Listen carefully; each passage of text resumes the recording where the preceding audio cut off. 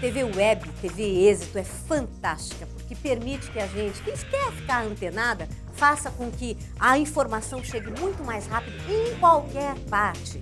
Então, ficou muito mais acessível a esta facilidade que transforma realmente a pessoa numa pessoa muito mais interessante, porque ela está antenada em tudo. Parabéns, TV Êxito, por mais essa grande alçada nesse sucesso que vocês estão realizando.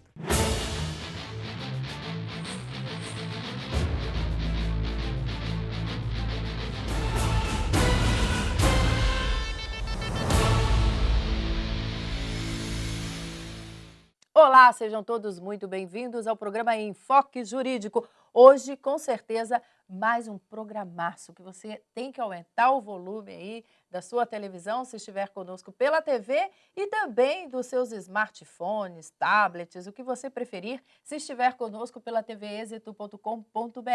Lembrando que aqui você pode participar conosco, opinando também, dando sugestões, criticando, né? Você que acompanha o nosso trabalho, pode acessar contato@enfoquejuridico.com.br, porque elogios são bem-vindos, mas críticas também, né, doutor Castilho? Tudo bem, querido? Sempre, tudo ótimo, Liliane, sempre uma honra estar ao seu lado. Alegria nossa também, sobretudo porque hoje temos como sempre, convidados especiais e hoje não é diferente, né, isso, doutor Castilho? Sempre os temas são relevantes e aí a gente vê a importância do nosso programa para informar a sociedade, né? E quem é o nosso convidado de hoje? Pois é, hoje nós temos a satisfação, um prazer de ter aqui conosco o doutor Felipe Locke Cavalcante. Seja bem-vindo, doutor Felipe. Muito obrigado, doutor Castilho, muito obrigado, Liliane Ventura.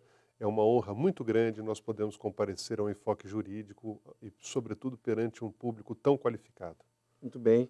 Doutor Felipe, então, que ele é procurador de justiça e também presidente da Associação Paulista do Ministério Público, né? Dr. Exato. Felipe.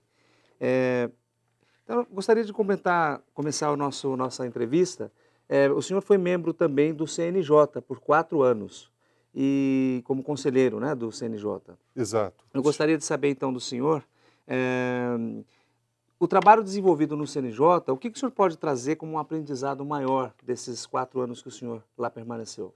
Olha, eu acho que o Conselho Nacional de Justiça nos traz uma informação e uma formação muito boa, porque ele traz um aspecto de democratização, de transparência do judiciário, de maior acessibilidade do judiciário. E nesse aspecto nós pudemos criar algumas situações muito importantes lá.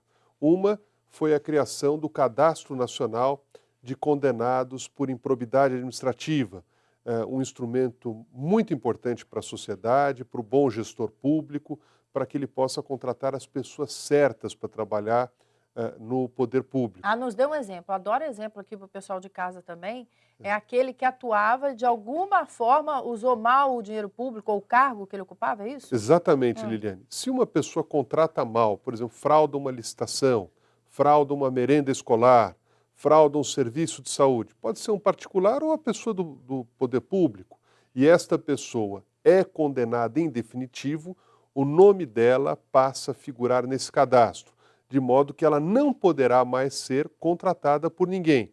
No passado, a condenação ficava restrita ao lugar onde ela foi proferida, de modo que uma empresa que contratava mal, ela podia prestar um serviço ruim aqui no interior de São Paulo e amanhã está contratando no Rio de Janeiro, em Minas Gerais, e ninguém saberia desse passado.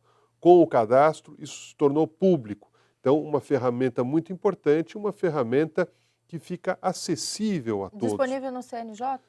Disponível no site do Conselho Nacional de Justiça. Então, através do nome ou CPF, qualquer pessoa do povo pode consultar para saber se uma determinada pessoa física ou jurídica, uma empresa ou uma pessoa, foram ou não condenadas e estão cumprindo esta sanção cível. Que belo serviço à sociedade, né, doutor Castilho? Sem dúvida, sem dúvida. E isso só passou a existir na sua gestão? Foi uma iniciativa nossa no Conselho Nacional de Justiça, aprovada pelo plenário, virou uma resolução, e esta resolução vigora hoje com muito sucesso e é um instrumento muito importante, sobretudo para o bom gestor público, porque o bom gestor ele não quer correr o risco de contratar alguém ruim numa licitação, uma empresa às vezes condenada num outro município, ele não sabe, está participando da licitação e pode causar um prejuízo. Então, isso é um instrumento em favor. Eles costumavam migrar? Costumavam.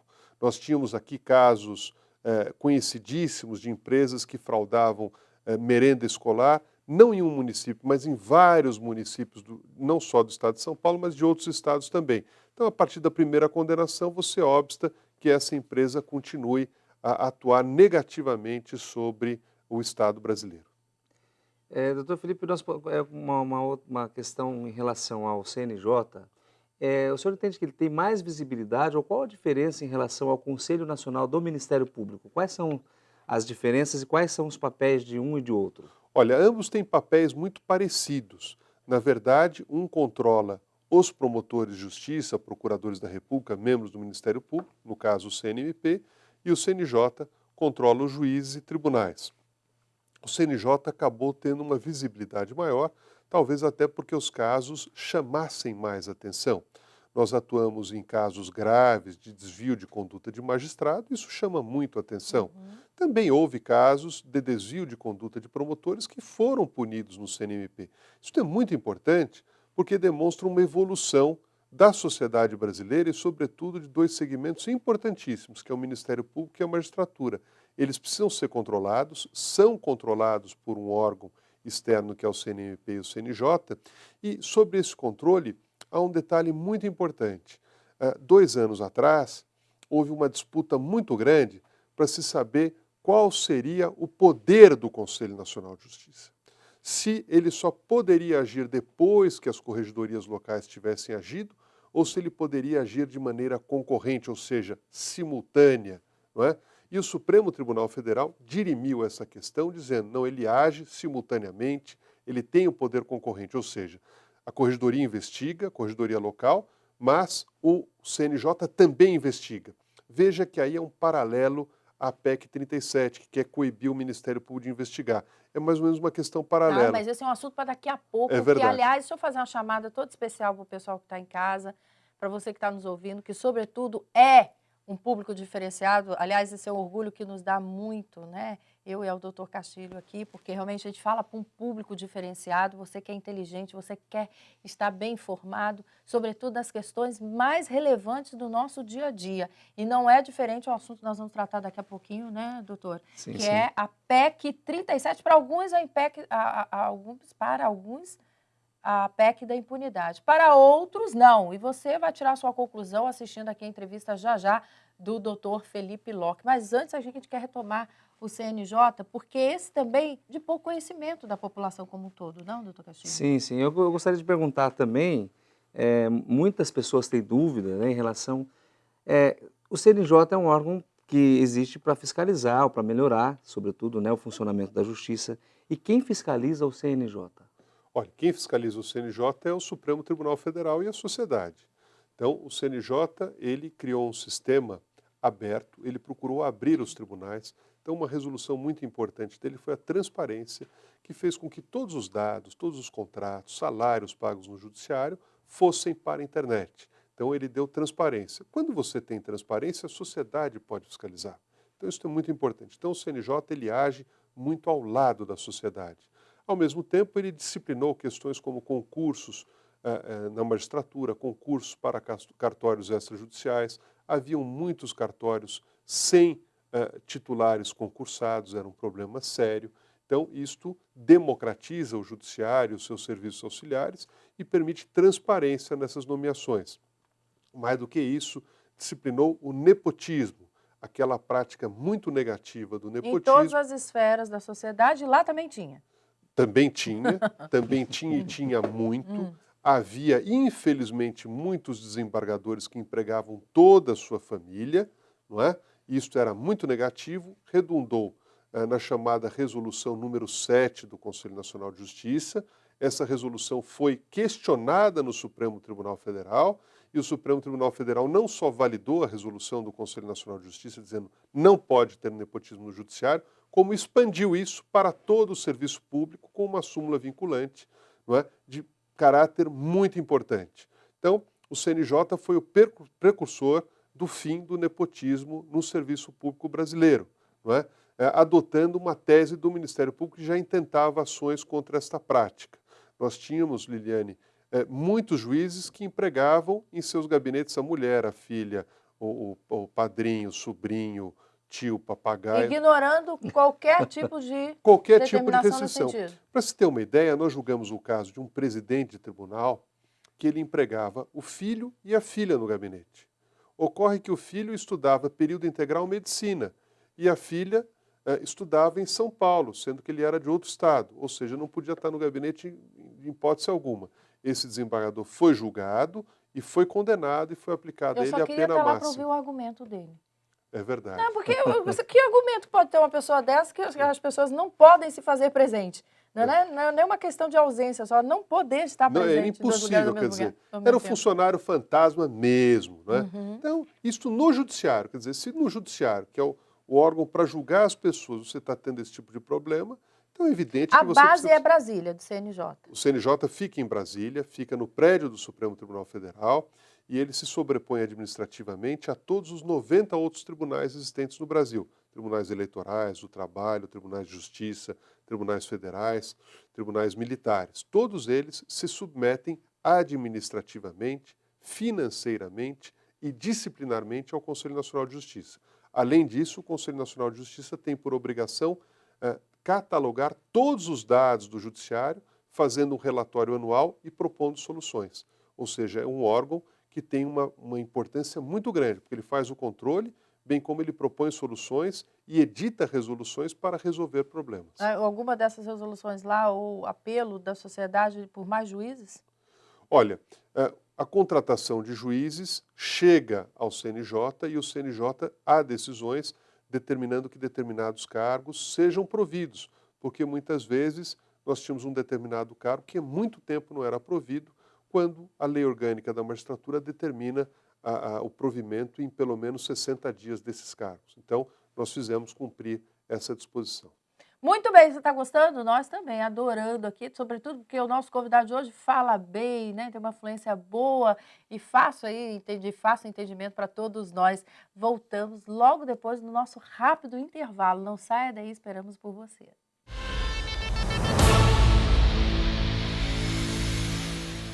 Fundada em 1994, a Escola Paulista de Direito possui cursos de pós-graduação Lato Sensu em Direito e áreas correlatas, curso de bacharelado em Direito, cursos de extensão e outros programas de educação continuada.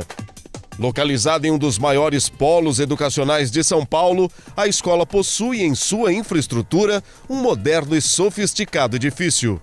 Com espaços de convivência, uma livraria, sistemas eficazes de segurança, uma biblioteca especializada com obras raras, com um acervo de mais de 20 mil livros, laboratório de informática e uma central de relacionamento. Para nós da EPD, a qualidade é um conceito que avança além do relacionamento acadêmico, buscando excelência e reconhecimento no cenário jurídico nacional e internacional. A instituição mantém a tradição. EPD, sucesso de quem faz. A TV Web, para mim, é mais uma forma de levar informação, de acessibilidade ao conhecimento, à cultura para a sociedade. E por isso, eu acho que é importante a gente ressaltar e parabenizar a TV Êxito por causa dessa iniciativa dela, de levar informação para a população. Isso é fundamental para a sociedade.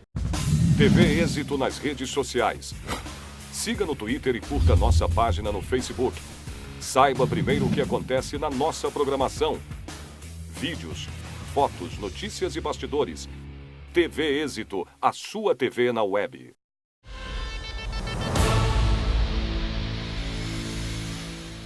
Estamos de volta com o programa Enfoque Jurídico. Hoje recebendo a ilustre participação do doutor Felipe Locke Cavalcante.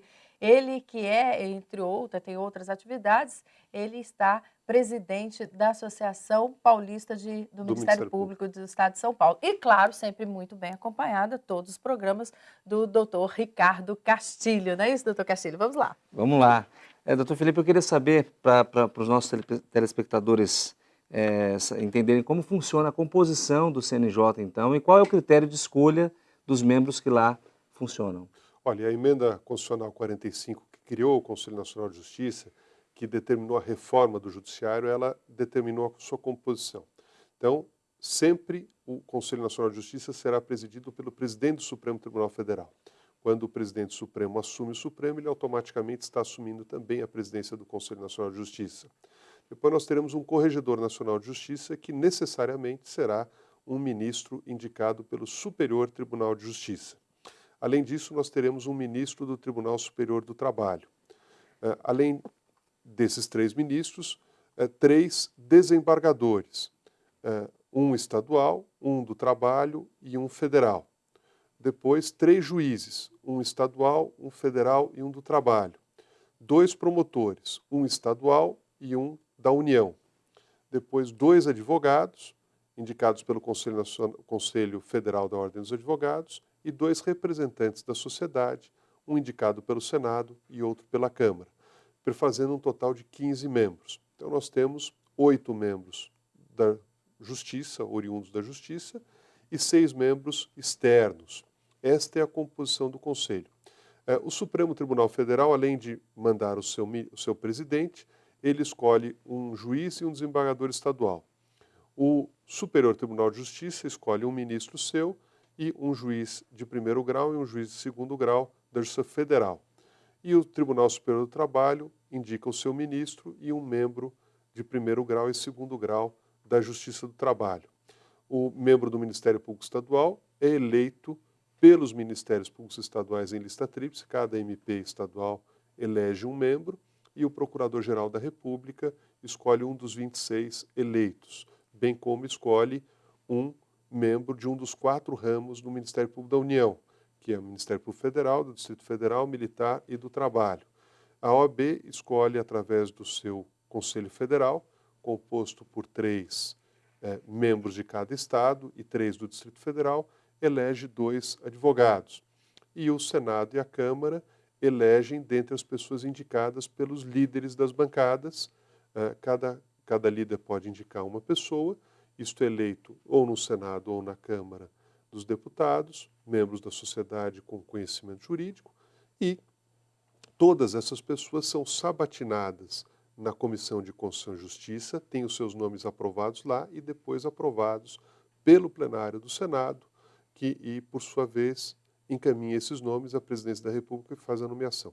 Então, esta é a formação do Conselho Nacional de Justiça. Muito bom, isso é importante para que os telespectadores entendam, né, como é feita essa composição. Não é um critério bem rigoroso, a rigor bem democrático, né? Acho que assim, onde várias instituições ou todas as instituições se integram, são representadas. Mas dura por quanto tempo? Por 2 anos. Por 2 anos. E a pessoa pode exercer apenas 2 mandatos no Conselho Nacional de Justiça. Uhum. Então, seja por que classe ou por que categoria for. Imagine que um advogado vá lá como advogado e depois ele ingresse pelo 5º Constitucional num tribunal. Então, ele poderá ir mais uma vez, mas não poderá ir mais do que 2 vezes, ainda que mude de classe.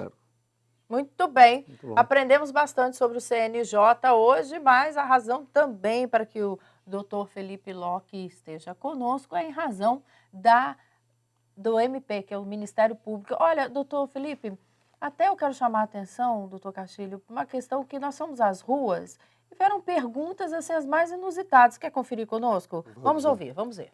Qual é a função do Ministério Público? Tem gente que tem dúvida. Qual é a verdadeira ação e atitude do Ministério Público da nossa sociedade? Olha, a função está definida na Constituição Federal, nos artigos 127 e 129, bem como em outras disposições esparsas no texto da Carta Magna. Mas a função, princípio, é defender a sociedade. É um órgão de defesa da sociedade. E na defesa da sociedade, o Ministério Público é o titular da ação penal, ou seja, aquele que formula a acusação contra um criminoso em juízo, bem como defende o meio ambiente, o patrimônio histórico e cultural, o patrimônio público, não é? O direito do consumidor, uma série de funções importantes que o Ministério Público defende, e defende, sobretudo, o bom direito. Por isso que o Procurador-Geral da República atua em todas as questões no Supremo Tribunal Federal, porque lá se defende a Constituição Federal. Então, o Ministério Público tem esta incumbência bastante vasta, bastante importante, e ele atua em favor da sociedade, inclusive contra o Estado, o município ou a União, inclusive contra o governo, vamos dizer assim. Ele não é um órgão vinculado ao governo. Ele é um órgão para defender a Constituição e a sociedade. E há uma função importantíssima do Ministério Público, que é o controle externo da atividade policial, porque o Ministério Público recebe as informações não só da polícia, mas da Receita Federal, do Tribunal de Contas, de uma CPI. Todas essas informações vão ao Ministério Público para que ele possa propor uma ação penal.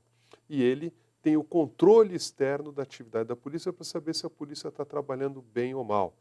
Isto não foi regulamentado ainda, mas há um poder implícito e uma obrigação do Ministério Público de tentar controlar a polícia. E você só pode controlar uma determinada função ou atribuição ou entidade se você puder investigar para saber se a polícia está trabalhando direito. Chegamos no âmago da questão, que é a PEC 37, que está sendo discutida agora lá em Brasília, e você vai saber um pouquinho para que a gente possa entrar em detalhes aqui com o nosso convidado a respeito desse assunto. Vamos conferir? A PEC 37, conhecida como da impunidade, pretende tirar o poder de investigação criminal dos Ministérios Públicos Estaduais e Federal, modificando a Constituição brasileira. Na prática, se aprovada, a emenda vai inviabilizar as investigações contra o crime organizado, desvio de verbas, corrupção, abusos cometidos por agentes do Estado e violações de direitos humanos. Em todo o mundo, apenas 3 países vedam a investigação do Ministério Público. São eles: Quênia, Indonésia e Uganda. Em que pé está essa situação? Olha, foi formada uma comissão especial na Câmara dos Deputados que aprovou essa PEC que retira ou impossibilita a possibilidade do Ministério Público investigar diretamente qualquer infração. Tudo terá que passar pela polícia. E mais do que isso gerará a impunidade porque inúmeras condenações poderão ser revisadas em tese pela aprovação desta PEC. Essa PEC está para ser pautada no plenário. Foi formada uma comissão sob os auspícios do Ministério da Justiça para tentar buscar um texto alternativo, porque esse texto é muito ruim. É um texto que garante a impunidade e só beneficia aqueles que agiram contra a lei e perpetua uma situação absolutamente inadequada, que é a exclusividade de um órgão sobre a investigação do crime. Nós queremos mais investigação, não só que o Ministério Público investigue, mas que as polícias investiguem, que a Receita Federal investigue, que o Tribunal de Contas investigue, que as CPIs investiguem, ou seja, nós queremos mais apuração, porque só com mais apuração e transparência é que o Estado poderá ser mais eficiente. Mas há quem argumente, doutor Felipe Locke, dizendo o seguinte, que também existe uma preferência nos casos do Ministério Público, em qual ele deseja atuar, que isso não seria para todos. É fato? Olha, o Ministério Público tem atuado subsidiariamente, ou seja, a polícia é que tem que atuar em tudo. Aconteceu um homicídio, a polícia é obrigada a instaurar um inquérito. Aconteceu um roubo, é obrigada a instaurar um inquérito. A polícia não tem instaurado inquérito em todos os crimes de ação penal pública. Ou seja, aconteceu um crime, ela tem que instaurar um inquérito. Infelizmente, não há instauração de inquérito em todos os casos. Pela ineficiência policial. Falta de estrutura também? Falta de estrutura, falta de interesse, inúmeros problemas. Então, o Ministério Público precisa atuar supletivamente. E em determinados casos, sobretudo aqueles que versam sobre corrupção, que envolvem o crime organizado, que muitas vezes contam com a participação de agentes do Estado, a polícia não tem investigado e o Ministério Público tem atuado. Então, nós queremos até uma disciplina para que o Ministério Público saiba em que caso ele deverá atuar sempre. Nós não queremos escolher caso. Não é este o papel do Ministério Público. O papel do Ministério Público é investigar até para saber o que a polícia está fazendo e se está fazendo de maneira correta. Doutor Felipe, outra crítica também nesse sentido, alguns especialistas afirmam que o Ministério Público não teria estrutura para fazer investigação como deseja. Olha, a estrutura do Ministério Público existe, é uma estrutura pequena, mas ela tem que atuar em determinados casos e supletivamente. A maior parte das investigações que o Ministério Público faz, ele faz em conjunto, na forma de forças-tarefas, com a Receita Federal, Receita Estadual, com o Tribunal de Contas, com Controladoria, com Corregedoria e com a própria polícia. Este é o caminho adequado, ou seja, a união de esforços. Nós não queremos uma sobreposição de funções. O correto não seria o Ministério Público ser uma outra polícia. Na verdade, ele precisa complementar aquilo que a polícia não faz, até para que a polícia possa fazer, porque no mundo ideal, a polícia deveria fazer tudo e o Ministério Público não precisaria fazer nada. Mas hoje, infelizmente, os índices de esclarecimento da polícia são extremamente baixos. de modo que nós não podemos manter o modelo que está aí, nós precisamos aprimorar. Como é que nós vamos aprimorar? Fazendo com que o Ministério Público atue na deficiência. É um paralelo àquela situação do Conselho Nacional de Justiça. A Corregedoria Nacional de Justiça precisava atuar quando? Quando as corregedorias não atuavam, em paralelo até para fomentar que elas atuem. A partir do Conselho Nacional de Justiça, as corregedorias locais se tornaram mais rigorosas e passaram a atuar melhor. Se o Ministério Público investigar mais, o que vai acontecer? A polícia vai trabalhar melhor, vai investigar mais, porque se ela não investigar, o Ministério Público vai apurar e vai, inclusive, tomar as providências contra o mal policial que deixou de agir. Olha, já, logo depois do intervalo comercial, vocês vão conferir aonde a ação do Ministério Público foi fundamental na elucidação de casos e aonde também, para alguns, atrapalhou. Então não sai daí que vale a pena conferir. Até já.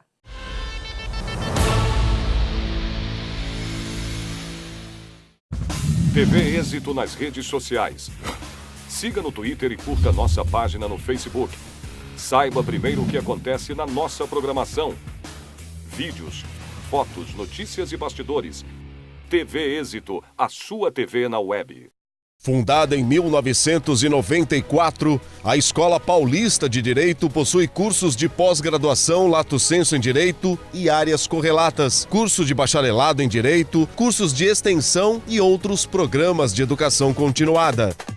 Localizada em um dos maiores polos educacionais de São Paulo, a escola possui em sua infraestrutura um moderno e sofisticado edifício. Com espaços de convivência, uma livraria, sistemas eficazes de segurança, uma biblioteca especializada com obras raras, com um acervo de mais de 20 mil livros, laboratório de informática e uma central de relacionamento. Para nós da EPD, a qualidade é um conceito que avança além do relacionamento acadêmico, buscando excelência e reconhecimento no cenário jurídico nacional e internacional. A instituição mantém a tradição. EPD, sucesso de quem faz. TV na web é informação democrática para todo mundo. Seja o jovem formador de opinião, seja o pessoal mais velho, a mulher, a criança, todo mundo tendo acesso à informação e compartilhando com outras pessoas, comentando, participando da informação, interagindo. Parabéns TV Êxito, que é informação de prestígio, gente que sabe fazer notícia agora vindo para a internet. É o melhor canal que existe na internet para quem quer informação de qualidade sobre a sociedade, sobre a política, sobre tudo mais.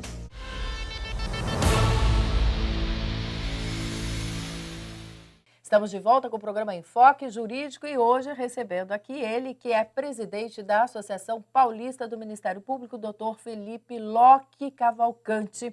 Me ocorreu aqui, doutor Castilho, que faz bem pouco tempo, inclusive, tivemos a participação do promotor de justiça, doutor José Carlos Blatt, que nos deu a ilustração, doutor Felipe Locke, de um caso emblemático aqui no estado de São Paulo, onde a ação do Ministério Público foi fundamental para que houvesse a investigação essa com sucesso. Acho que vale a pena a gente conferir. Vamos ver juntos? Vamos lá. Nos últimos 20 anos a gente tem muitos casos, mas esse realmente marcou porque ele hoje faz parte da história. Com certeza. Eu me lembro que quando a gente ofereceu a denúncia contra esses policiais que já estavam presos, porque no dia 30 de março, quando passou isso na televisão, é bom que se diga que nós tivemos uma questão muito importante que hoje está sendo discutida, inclusive, no âmbito do Congresso Nacional. Nós temos a PEC 37, que quer minar a possibilidade de investigação criminal do Ministério Público.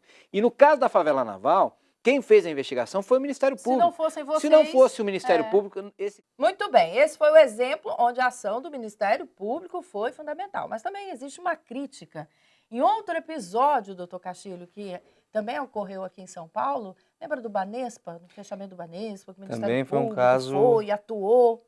A crítica em que, em razão do Ministério Público ter tomado a iniciativa e à frente, o crime foi prescrito e ninguém foi preso. O senhor lembra desse fato, doutor Felipe? Olha, eu me lembro muito bem de ambos os fatos. No caso da favela naval, foi um caso de abuso da polícia militar, de um policial militar, alcunhado de Rambo, e se o Ministério Público não investigasse, nada teria acontecido. Felizmente, o Ministério Público investigou, e investigou muitas vezes em conjunto com a Corregedoria, mas conseguiu um resultado essencial, e o resultado foi a condenação desses maus policiais pelo júri.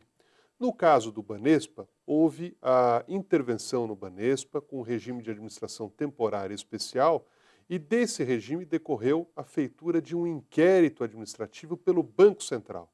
Este inquérito demorou muito, houve uma demora muito grande, o processo foi remetido, este inquérito, à Justiça Federal e o Ministério Público ofertou uma denúncia, porém o prazo prescricional correu nesse ínterim e os crimes foram julgados prescritos por conta da demora da Justiça. Não teve nada a ver com a ação do Nada a Ministério ver com a Público. ação do Ministério Público. Na realidade, nós temos muitas vezes uma demora muito grande para o processamento e a efetiva condenação. E com um detalhe a mais, posteriormente o Banespa foi vendido ao Banco Santander e apurou-se um resultado positivo, o que gerou uma dificuldade de punição por aqueles gestores da época. Então, a investigação do Ministério Público é fundamental. Eu quero só lembrar, Liliane, um caso emblemático de anos atrás, o caso do Esquadrão da Morte. Evidente que a polícia não ia investigar nada, pois o principal envolvido era um delegado. Não é? Isso na década de 70. O procurador de justiça Hélio Bicudo fez a investigação. Essa investigação redundou em denúncia e em condenações, e esta matéria foi questionada à época no Supremo Tribunal Federal. E o Supremo Tribunal Federal disse por 10 votos a 1, numa relatoria do ministro Galotti, que o Ministério Público evidentemente poderia investigar. E nós temos que acabar com esta ideia de que só o delegado de polícia poderia investigar. Se fosse assim, um caso anterior, um caso gravíssimo que abalou o país, que foi o crime da Rua Toneleiros, em 1954, que redundou na morte de Getúlio por suicídio, quando um jornalista foi baleado, a polícia evidentemente que não investigaria nada, pois os autores daquele crime estavam ligados à guarda da Presidência da República e houve uma investigação paralela chamado Inquérito República do Galeão. Foi um inquérito conduzido pelos oficiais da aeronáutica que fizeram a investigação e redundou na condenação. Então, nós temos casos variados ao longo da história. O caso da Igreja Candelária, no Rio de Janeiro, que envolvia policiais militares. O próprio caso do massacre do Carandiru, onde houve também investigações do Ministério Público. O caso da favela naval, tão bem ilustrado. E tantos outros que só foram à frente por conta da atuação do Ministério Público. Aqui o caso dos fiscais, da máfia dos fiscais em São Paulo, que a polícia só agiu porque agiu junto com o Ministério Público. Então, a atuação conjunta é o melhor resultado para a sociedade. E nós podemos lembrar também, e isso talvez seja muito importante, que o Brasil é signatário de tratados internacionais, como o Tratado de Lavagem de Dinheiro, o Tratado de Roma e o tratado que estabelece o Tribunal Penal Internacional.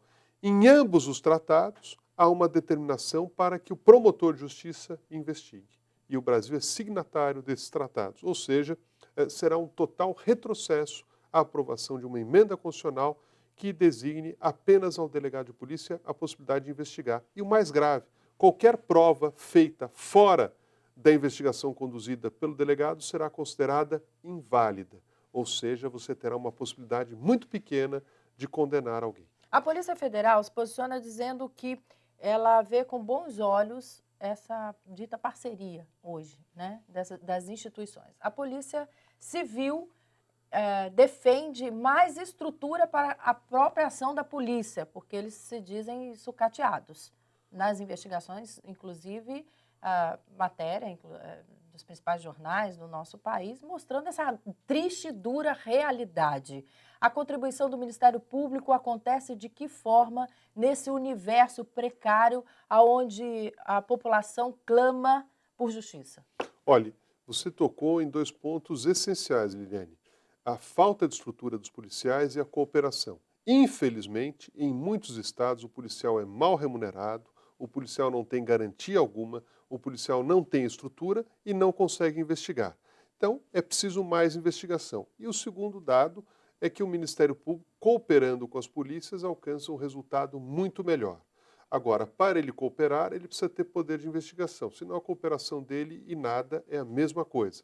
Nós queremos cooperar com a polícia. Aliás, contra a PEC 37, nós temos um movimento muito grande com entidades importantes apoiando o Ministério Público, como a Associação Brasileira de Imprensa, a Associação de Magistrados Brasileiros e a Associação dos Policiais Federais, que apoia o Ministério Público investigando. Ou seja, nós temos os delegados isolados, algumas seccionais da Ordem dos Advogados apoiam a PEC e outras não. Então a OAB está dividida enquanto sua cúpula diretiva. E por que isso? Porque todos nós queremos mais investigação, queremos mais esclarecimento para evitar justamente a impunidade, que é um mal muito grave que assola o nosso país. Quem que propôs a PEC 37? Olha, coincidentemente foi um delegado de polícia, deputado, Lourival Gomes, do Maranhão. Um deputado que já teve problemas, não é? E que apresentou essa PEC para criar uma reserva de mercado para a polícia, basicamente para a Polícia Civil investigar. E os índices da Polícia Civil são muito negativos. Nós pegamos o número de homicídios esclarecidos, o número de roubos, o número de furtos esclarecidos, de estelionatos esclarecidos e o número de inquéritos instaurados. Porque a polícia teria por obrigação instaurar investigação em todos os casos que ela registra. E, infelizmente, nem sempre há instauração necessária. Mais do que isso, a descoberta da autoria do crime não acontece em nem 50% dos casos. Ou seja, se a polícia não tem conseguido ter essa eficiência, é preciso que mais instituições investiguem, sem prejuízo de um investimento maior da polícia. Mas nessa mesma direção é o argumento deles. Eles falam que o Ministério Público também tem um excesso de trabalho acumulado que não dá conta. Como é que vai querer atuar na seara da polícia? Não, mas veja, o trabalho da polícia é feito para o Ministério Público. E esse é o detalhe fundamental. O Ministério Público é um bom trabalho. Por isso ele precisa saber se o trabalho da polícia está sendo bem feito. Logo, ele precisa investigar até para controlar a atividade policial, que é uma incumbência constitucional do Ministério Público. O que esta PEC quer acabar, na verdade, é com a possibilidade do delegado de polícia ser controlado pelo Ministério Público. Ele quer o delegado de polícia com autonomia e independência total, num quadro atual de total ineficiência. Ou seja, nós teremos, numa democracia onde nós exigimos transparência e mais controle, nós teremos o delegado de polícia podendo fazer o que bem entender, e nem sempre em favor da sociedade. É isto que a PEC deseja. Falar em sociedade, vamos assistir juntos, doutor Castilho?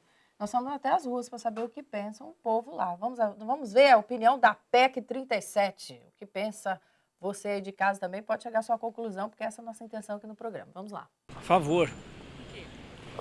Porque no Brasil, quanto mais investigações a gente tiver, melhor.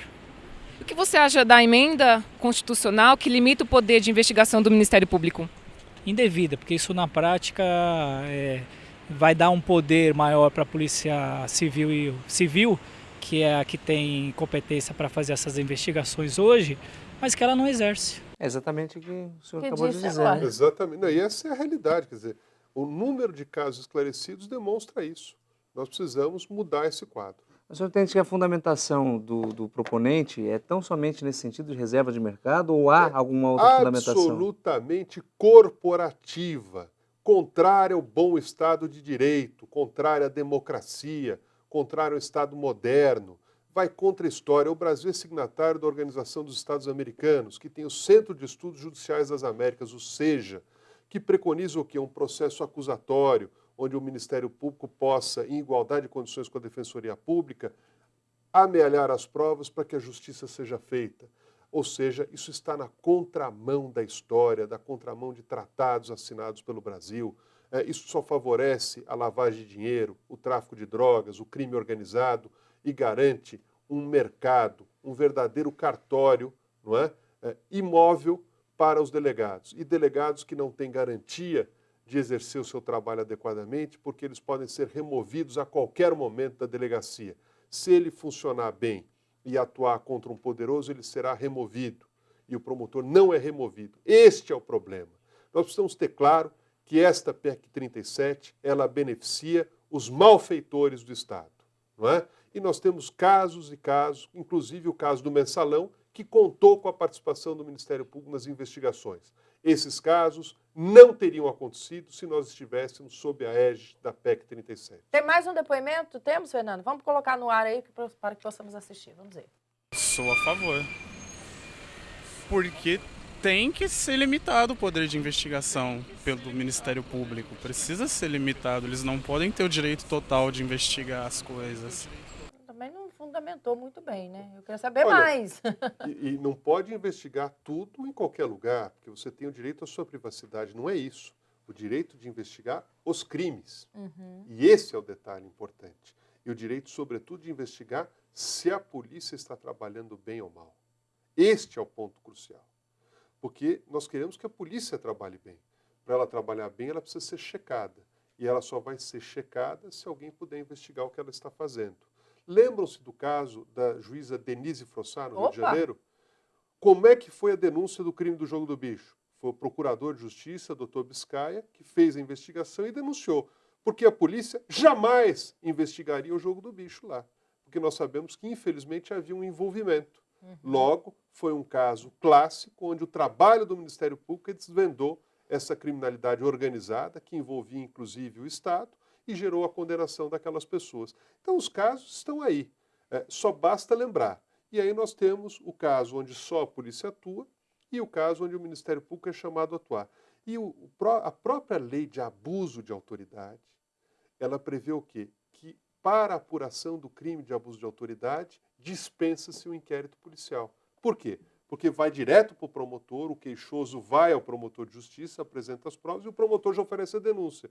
Porque nós sabíamos que se dependesse da autoridade policial, muitas vezes ela estaria envolvida no abuso de autoridade. Agora, a PEC 37 é federal. Ela é constitucional, ou seja, ela acaba com essas possibilidades. Certo, mas tem uma estadual também que eu vou contar para você já, logo depois do intervalo comercial. Não saia daí, esperamos por você.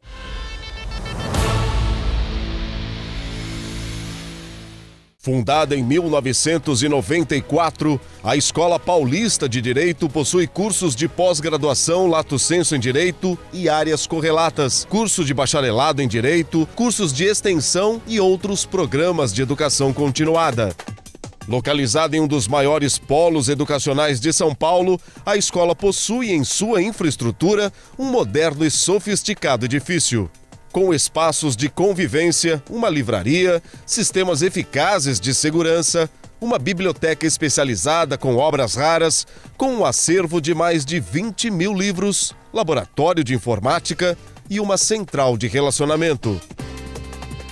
Para nós da EPD, a qualidade é um conceito que avança além do relacionamento acadêmico, buscando excelência e reconhecimento no cenário jurídico nacional e internacional. A instituição mantém a tradição. EPD, sucesso de quem faz. TV Êxito nas redes sociais. Siga no Twitter e curta nossa página no Facebook. Saiba primeiro o que acontece na nossa programação. Vídeos, fotos, notícias e bastidores. TV Êxito, a sua TV na web.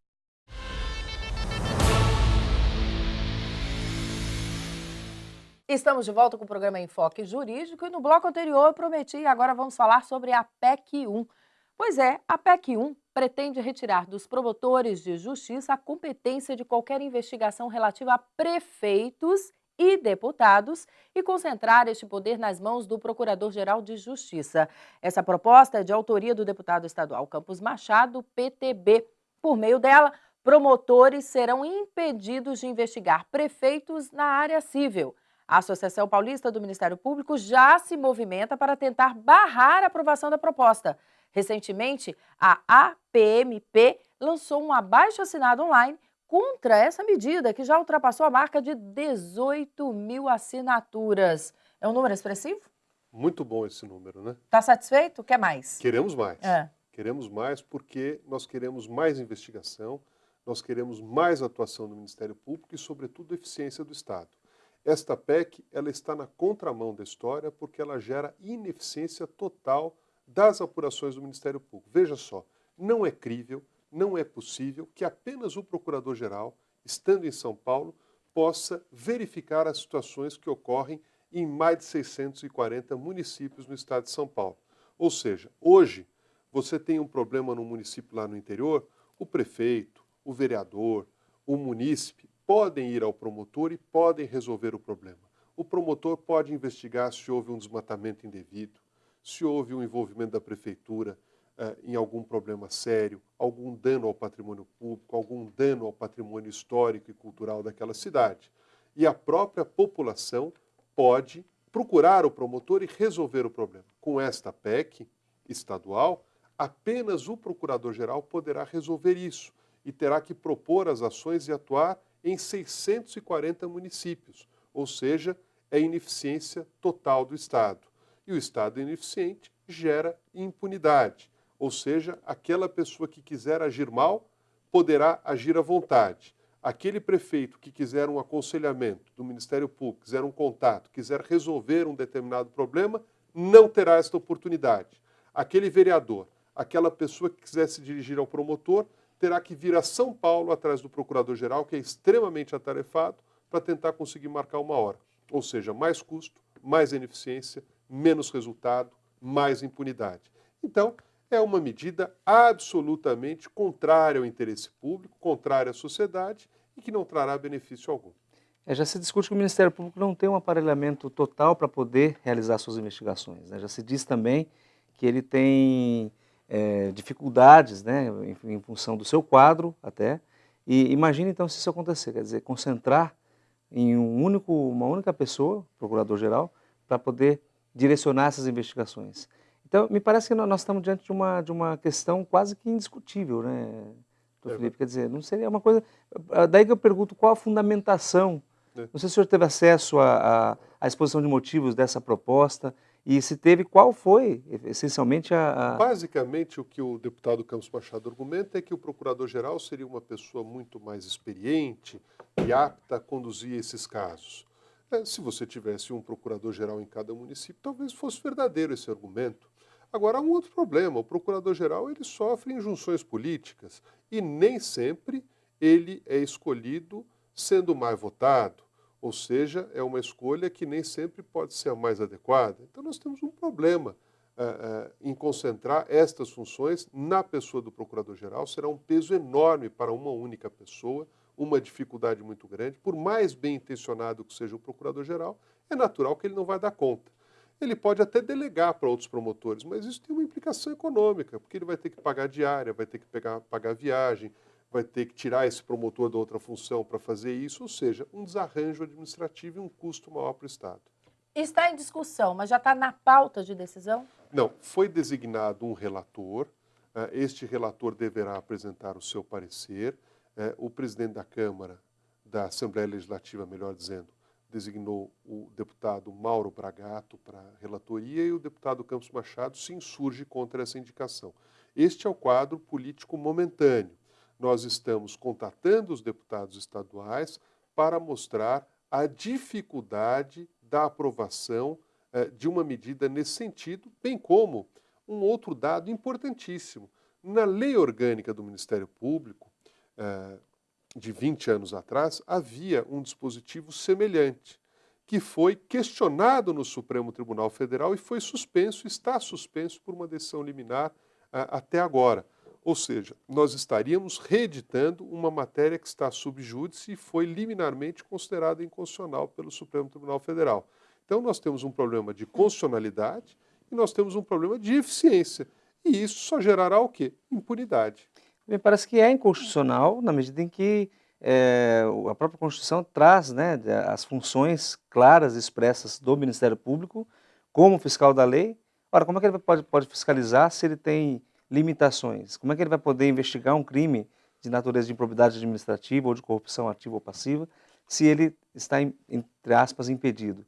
Porque concentrar esse poder na mão do Procurador-Geral é suprimir o Ministério Público. Logo, me parece que é inconstitucional. Sem dúvida. De pronto. Eu acho que há vários aspectos de inconstitucionalidade. Esse que o senhor bem notou, doutor Castilho, com muita astúcia e bom senso. E com o conhecimento que ele tem. Agora, eu como leigo, ouvindo a sua explicação, a sua colocação, entendi tudo. Você percebe? Questão de bom senso. Bom senso. E o pior é o seguinte, a própria Constituição diz o seguinte, que o Ministério Público, quem tem legitimidade para organizar o seu quadro, como é que ele trabalha, e para mandar uma lei para se organizar, é o Procurador-Geral. Então, o Procurador-Geral é que tem iniciativa de lei. Então, a Câmara não teria iniciativa de lei, a Assembleia Legislativa não teria iniciativa de lei para mudar isso por lei. Então eles fazem por uma PEC estadual, para tentar burlar o que a Constituição diz em outro artigo. Então isso é muito negativo, porque nós vamos descaracterizar o formato de Estado preconizado pela Constituição estadual.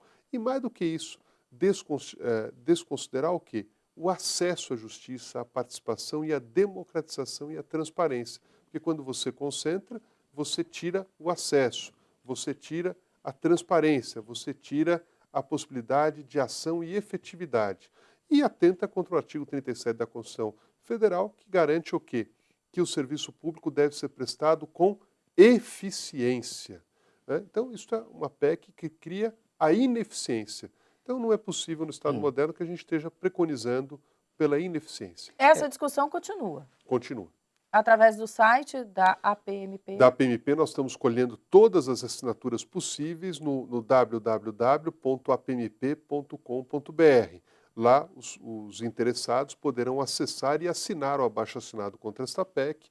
Nós fizemos recentemente um movimento contra ambas as PECs na própria Assembleia Legislativa, com apoio de alguns parlamentares. Então, foi muito importante uma iniciativa do deputado Carlos Janazzi. Nós estivemos presentes e estaremos presentes em todos os rincões de São Paulo e do Brasil para debater ambas as PECs e mostrar o quê? Que nós queremos um Ministério Público eficiente. Coincidência ou não, ambas caminham juntas, né, as PECs, tanto a 37 quanto a essa PEC aqui de São Federal. Paulo. E ambas preconizando, em última análise, a impunidade. Mas, doutor Felipe, imaginando um quadrante de pesadelo aqui, se a PEC 37 fosse aprovada, qual a visão que o senhor teria hoje do Ministério Público?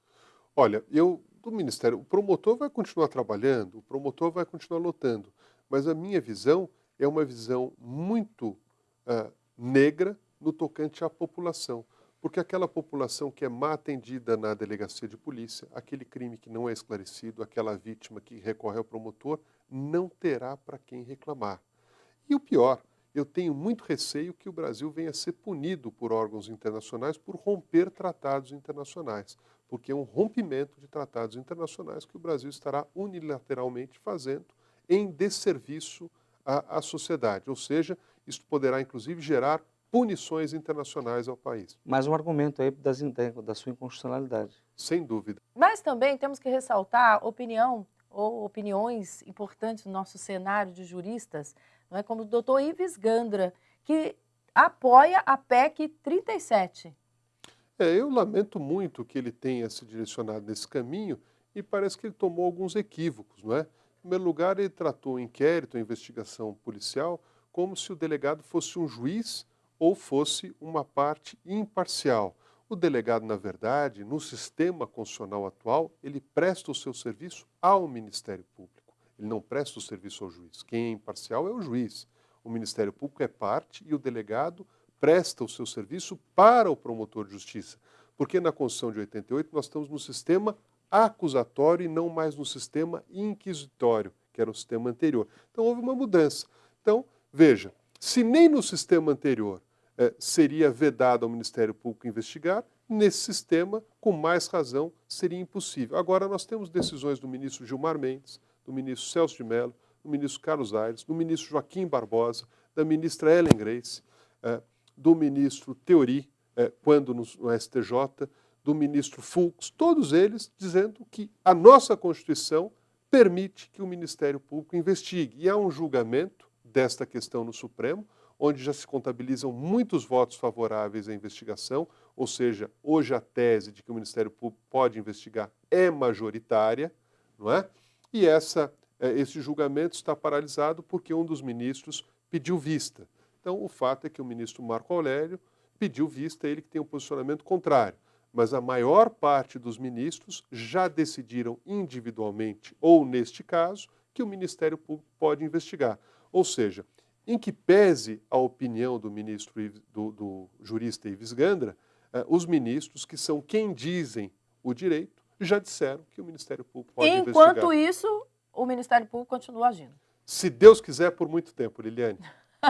Tá certo. E você, claro, pode, depois dessa aula que nós recebemos aqui, pode também estudar a matéria, porque é importante para todos nós. Vá, acesse a internet, vá até o site, né, da PMP, estude lá, procure também pesquisar na internet vários artigos, vários jornais já publicaram a esse respeito, porque o importante é isso, o importante é termos acesso à informação e à conclusão que cada um tire, né, e se aperceba e se posicione na nossa sociedade, não é isso, doutor Castilho? Claro, sempre é importante e olha, Liliane, a discussão. E é muito importante a sociedade estar atenta, porque, na verdade, não é o Ministério Público que está sendo vítima de nada, isso não é uma guerra corporativa. Na verdade, quando nós falamos em PEC 37, depois nós falamos em PEC 33 para calar o Supremo, depois vira e mexe surge uma ideia de calar a imprensa. Quando você cala o Ministério Público, impede a imprensa de divulgar e não deixa mais o judiciário decidir, apaga a luz e vamos fecha embora. O Brasil. Exatamente. Exatamente. Doutor Felipe, uma alegria enorme tê-lo aqui, esperamos por mais vezes, viu? Muito obrigado. Eu que agradeço ao Enfoque Jurídico, a Liliane Ventura, doutor Castilho. Uma honra podermos estar aqui, sobretudo contribuindo de alguma maneira para o diálogo e para um Brasil melhor. Muito obrigado, doutor Castilho. Muito obrigado. Seja sempre bem-vindo aqui ao nosso programa. Muito grato. E eu sempre muito bem acompanhada. Obrigada pela companhia mais uma vez. Obrigado a você. E a você de casa, o nosso carinho. Muito obrigado por sua atenção. Lembrando que pode falar conosco. contato@enfoquejuridico.com.br. Tchau e até um próximo programa.